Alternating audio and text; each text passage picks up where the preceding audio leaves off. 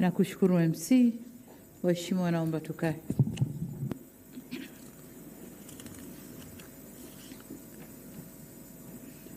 Mheshimiwa Balozi Emmanuel Nchimbi, Makamu wa Rais wa Jamhuri ya Muungano wa Tanzania, Mheshimiwa Dr. Mwigulu Nchemba, Waziri Mkuu wa Jamhuri ya Muungano wa Tanzania, tambue uwepo wa mawaziri wakuu wastaafu, Mheshimiwa Mizengo Pinda na Mheshimiwa Kassim Majaliwa, niliwaona wapo katikati hapa.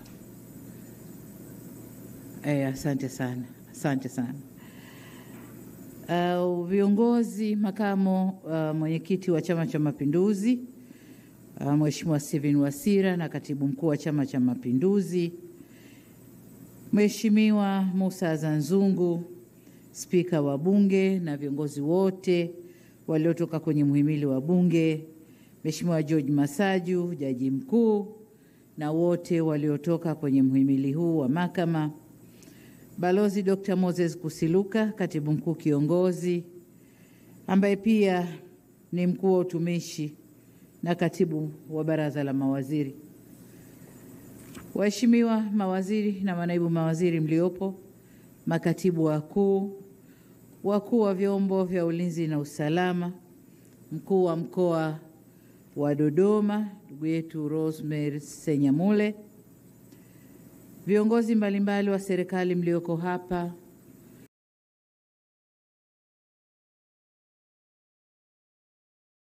viongozi wa dini, waheshimiwa viongozi wetu wa dini, wanafamilia wa viongozi walioapishwa leo, ndugu zangu wanahabari mliopo nasi, wageni waalikwa, mabibi na mabwana, habari za mchana, kazi na utu.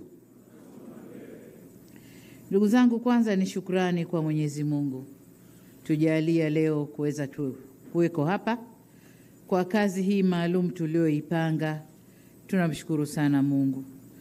Lakini la pili, kabla sijaendelea, ni shukuru sana sana sana wale wote waliofanya kazi nasi katika muhula wa kwanza wa awamu ya 6. Mawaziri wote waliofanya kazi nasi, tunawashukuru sana. Maendeleo tunayojidai nayo leo hapa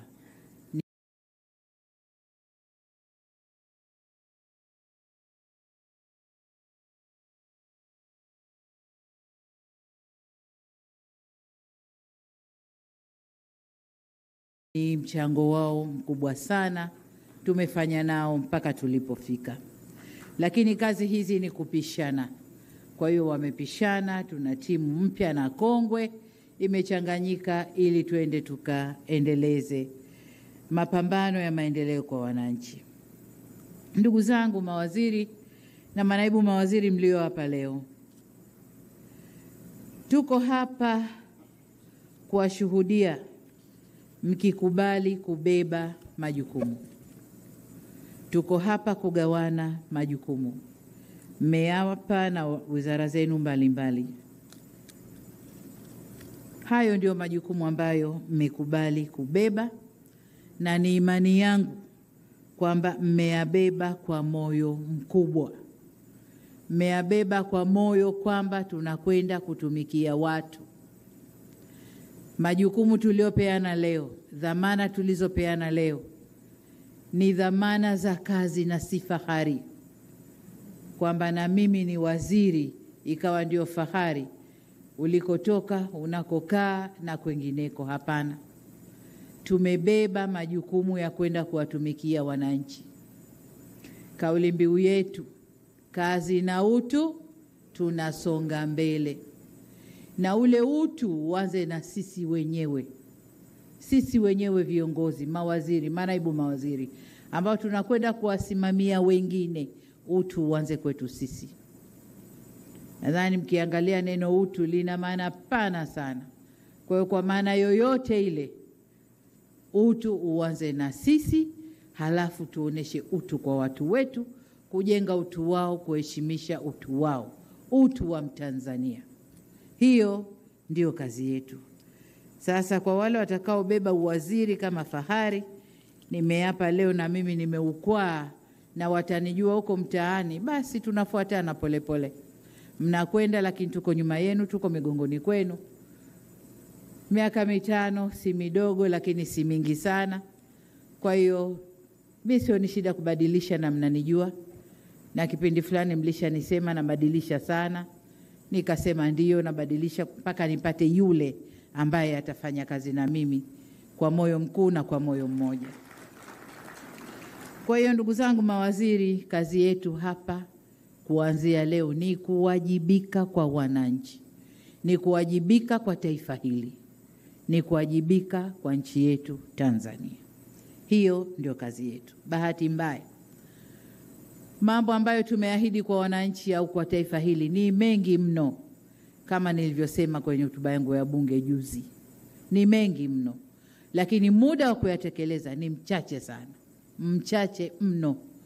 Kwa hiyo wale mlio hapa leo, aliye mzito akapunguze kilo kidogo. Tuna kazi ya kwenda mbio, na ni mbio hasa, sababu muda ni mchache, mambo ni mengi mno. Jengine changamoto inayotukabili ni rasilimali. Rasilimali zetu ni chache. Kama mnavyojua, mara nyingi tunategemea kupata kutoka nje, mikopo kutoka kwa taasisi mbalimbali za kimataifa, mabenki ya kimataifa. Lakini yaliyotokea nchini kwetu yametutia doa kidogo. Kwa hiyo huenda yakatupunguzia sifa ya kupata hiyo mikopo kwa urahisi kama tulivyopata muhula wa kwanza wa awamu hii. Muhula wa kwanza wa awamu hii tulikuwa tunapata sana kwa sifa zetu, kwa msimamo wetu, kwa kazi tunavyofanya. Lakini doa tulilojitia huenda likaturudisha nyuma. Kwa maana hiyo, tuna kazi ya kutafuta fedha humu ndani, kutumia rasilimali zetu alizotupa Mungu.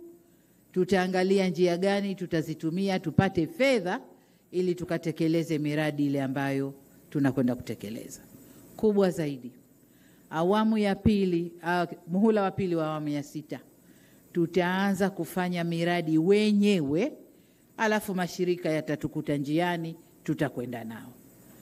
Hatutakaa kusubiri tunauza mradi, tunakwenda kubembeleza, mradi unakubaliwa, lakini nendeni karekebisheni hili, nendeni kamyule, nenda kamkisi, usimnyukue, lakini yule sijui kamfanyeje. Mradi badala ya kupata approval kwa miezi 3-4, tunachukua mwaka mzima tunabembeleza mradi mmoja. Paka permission inatoka, no objection, maneno yenu wataalamu. Tuna miaka 2 tunamaliza kipindi chetu. Hatutasubiri hayo. Tutaanza kwa fedha ya ndani, alafu wale wakimaliza na objection zao watatuunga katikati. Tumeelewana? Na huo sio wajibu wa rais peke yake, ni wajibu wetu sote. Ni wajibu wetu sote. Makamu wa rais yuko pale anasikia, waziri mkuu yuko pale anasikia, spika wa bunge na wabunge nadhani wako hapa wanatusikia. Kwa hiyo huo ndio mwendo ambao tutakwenda nao.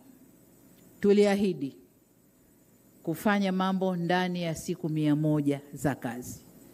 Nadhani leo tuko kwenye siku ya 10 katika hizo 100.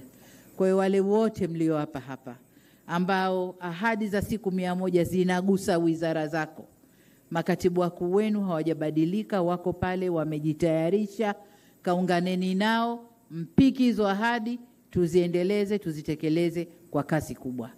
Siku 100 hamna kitu, tuanzeni sasa utekelezaji wa yale tuliyoahidi. Ndugu zangu, nimemwambia katibu mkuu kiongozi na natoa tangazo hapa kwamba tutakutana kesho kuanzia saa 4. Mawaziri wote na manaibu waziri mlio hapa, kesho saa 4 tutakuwa na kikao kazi. Tutakwenda kuyachambua yale yote ambayo tunapaswa kuyafanya kwa undani, kila mmoja ajue. Lakini sambamba na hilo ni kuagize katibu mkuu kiongozi, wakimaliza hapo wasichukue siku nyingi, wawahi na ile retreat ya mawaziri na manaibu wako. Waende wakaeleweshwe vyema kilichoko mbele yao, wajibu wenu, dhima yenu, na haya niliyoyasema. Hali ya resources ndani ya nchi, kiuchumi tukoje, lengo letu nini, tunaelekea wapi, na kila mtu ajue njia yake ya kupita ili twende tunakotaka. Sitaki tunaendelea, mchakato uko mbioni, nataka impact.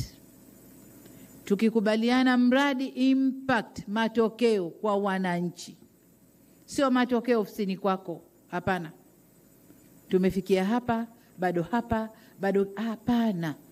Matokeo kwa wananchi kwa muda utakaokubaliana. Kwa hiyo kwa vile kesho tutakuwa tuna uchambuzi kwa urefu wa ambayo tunakwenda kuyatekeleza, basi kwa leo niishie hapa, lakini nimalizie kwanza kwa kuwapa pole. Kuwapa pole kwa kazi nzito ambayo iko mbele yenu. Lakini pia niwapongeze kwa kuaminiwa. Kuna wabunge 390 na ngapi?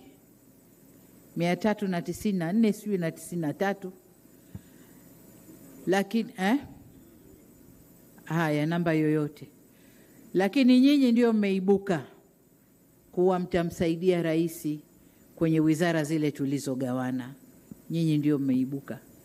Si kwamba ni wazuri kuliko wote kule ndani ya bunge, hapana. Vigezo vilikuwa vingi sana. Kwa hiyo nyinyi mmeibuka, na kama mtakavyojiona mko mchanganyiko hapa ndani. Mchanganyiko kutokana na background za kiuchumi, background za kijamii, background za kisiasa. Mko mchanganyiko humo ndani. Kwa sababu wote ni Watanzania na wote kazi yetu ni kuhudumia wananchi. Kwa hiyo niwaombe sana, tutasema mengi kesho tukikutana kwenye retreat. Leo itoshe kusema hongereni sana, lakini mna kazi kubwa mbele yenu. Basi asanteni sana kwa kunisikiliza. Asante sana, tunakushukuru. Naomba tusimame kwa heshima ya Mheshimiwa Rais wa Jamhuri ya Muungano wa Tanzania. Tanzania oye! Tanzania oye! Haya, asante sana, tunashukuru.